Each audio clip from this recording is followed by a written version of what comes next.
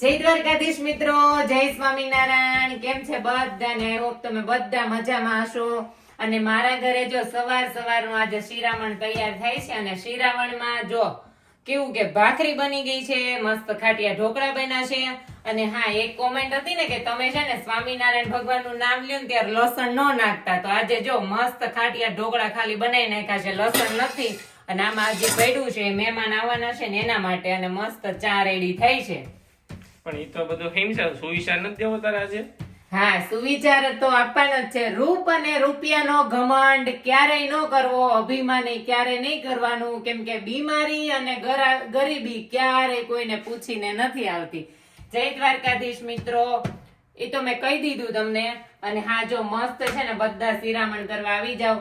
અને આજે જો અમારે કેવું કે શનિ રવિ હોય ને એટલે શોપિંગ કરવા જવાનું હોય, કોઈને કોઈ મહેમાન આવતા હોય, એટલે એવા બધા આજે તમને બહુ બધું આખા વિડીયો જોવા મળશે. બના દેજો, વિડીયો સ્કીપ નહીં કરતા, છેલ્લે સુધી જોવાનો, તમને મજા આવશે. કોને કોને ખાટિયા ઢોકળા ભાવે છે ને તો મને પહેલા કહેજો. આમ જો મસ્ત રેડી થઈ ગયા છે. ખાટિયા ઢોકળાની રેસીપી આપી દેવા કેવું કે લોકોના સારા વ્યૂ હતા ને કઈ રીતનું હતું એ તો ક્યાં ખાટિયા ઢોકળાની રેસીપી આપી હતી ને બહુ બધાને વિડીયો ગમ્યો હતો ને બહુ સરસ સપોર્ટ કરો છો. આટલો ને એટલો સપોર્ટ કરતા રહેજો.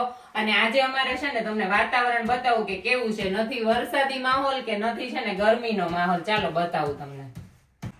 જોઈ લો મિત્રો, બહારનું વાતાવરણ તે એક નંબર છે. આજે તડકો નથી એટલે બહુ સારી વાત છે. આવું નવું વાતાવરણ આખો દી રહે એટલે મજા દેવા રાખે. શું કેવું હોય છે કા? હા હા, મસ્ત વાતાવરણ છે. જોઈ લો આજનું. જો અમારા ઘરે છે ને મસ્ત બધા કહેતા હોય ને તમને ઘી મળે છે કે નથી મળતું, તો ઘી મળે છે. અમારે જર્સી ગાયનું ઘી છે. પછી કમેન્ટ આવી છે કે આ ઘી નો કહેવાય.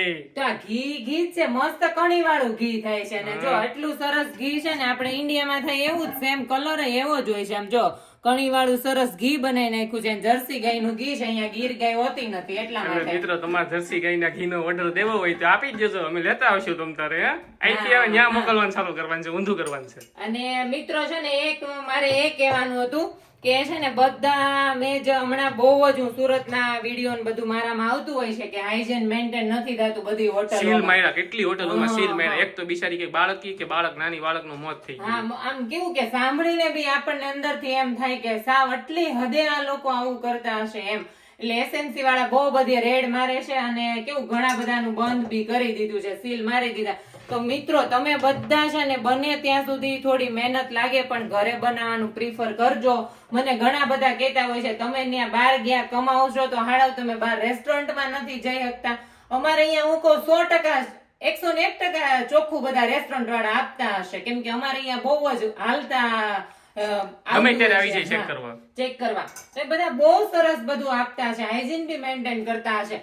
બટ જે આપણે ઘરે બનાવીને ખાઈએ ને એ વસ્તુ મને નથી લાગતું કે બહાર ગમે એટલું સારું હોય ને તો બી આપણે પ્રિફર કરી શકીએ એવું મને નથી લાગતું. એટલે મિત્રો, આ એક બાળકીનું સાંભળીને મને એમ થયું કે નહીં, બને ત્યાં સુધી લોકોને ઘરે બનાવવું જોઈએ. અને જો મેં ખાટિયા ઢોકળાની રેસીપી આપીને તો ઘણા બધાએ કીધું કે નહીં દીદી અમે ટ્રાય કરશું, અમે બનાવશું. તો મિત્રો, આવી જ એક નવી રેસીપી સાથે છે ને હું નેક્સ્ટ વિડીયોમાં આવી જઈશ. એમાં બધા લોકોની ફરમાઈશ હતી કે દીદી બ્રેડ બનાવો, દીદી બ્રેડ બનાવો, કે મારે ઘરે બ્રેડ બનાવવા છે. નો ડાઉટ જે સ્વામિનારાયણની બેકરી હશે કે હોટલ હશે કે નો ડાઉટ ત્યાં બી સારું બી હશે, એવું નથી કે ઘરેથી નજીક ન હોય ને, સિટીમાં હોય, પછી આમાં આખા રહેતા હોય એને કઈ ના કઈ બેકરીઓ ન હોય. અને છે ને એમાં એગ કે એવું કઈ નથી નાખવાનું, એમ ઈંડા નથી નાખવાના. ઘણા બધા કહે કે તમે ઈંડા વાળી બ્રેડ ખાવશો ને, ના ભાઈ અમે ઈંડા નથી ખાતા ને હજી કદાચ ખાશું બી નહીં એમ. અને મસ્ત હું બ્રેડ નો આખી રેસીપી આપી દઈશ ને તમે જોવાનું ભૂલતા નહીં. મારો નેક્સ્ટ વિડીયો બ્રેડ ની રેસીપી નો જશે. અને હા, ઘરે આખા હોમમેડ બ્રેડ થી લઈને વડાપાવ કેમ બનાવવા એ ટુ ઝેડ બતાવવાનું છે. અને બને ત્યાં સુધી બહારનું ટાળજો અને છે ને બને ત્યાં સુધી ઘરનું જ ખાજો. હા, કે કેવું કે અમુક ટાઈમ એવો હોય કે જે આપણાથી થાય નહીં ત્યારે આપણે કદાચ ઝોમેટો કે ગમે એમાંથી ઓર્ડર કરવો પડે. અને ઓર્ડર મારો તો સારી જગ્યાએથી મારજો. હા, પણ આ એક મેં સાંભળ્યું ને ત્યારથી મને એમ થાય છે કે નહીં, છે ને આપણે બને ત્યાં સુધી બધાને છે ને ઘરનું પ્રિફર વધારે કરવું જોઈએ. અને જો મસ્ત ખાટિયા ઢોકળા બની ગયા છે. દૂધી ફૂલ નાખી છે આજે તો મેં. ખેતલાપાની ચા ઈ તેમ જો ઘાટી હોય તો જ બકે. હા, જોઈ લો મિત્રો, ઢોકળા છે ને બહુ સરસ. અને હા, બધા કહેતા હોય છે ને કે તમે ઈનો નાખતા હોય કે સોડા નાખતા હોય. ભાઈ, ઢોકળામાં કોઈ જાતનું નથી નાખતી, ઈડલીમાં બી નથી નાખતી. એક ખમણ બનાવું ને ત્યારે નાખું છું. ખમણનો ઉપર પૂરેપૂરો રેસીપી વાળો વિડીયો આપી દઈશ કે તમારે કઈ રીતે બનાવવું.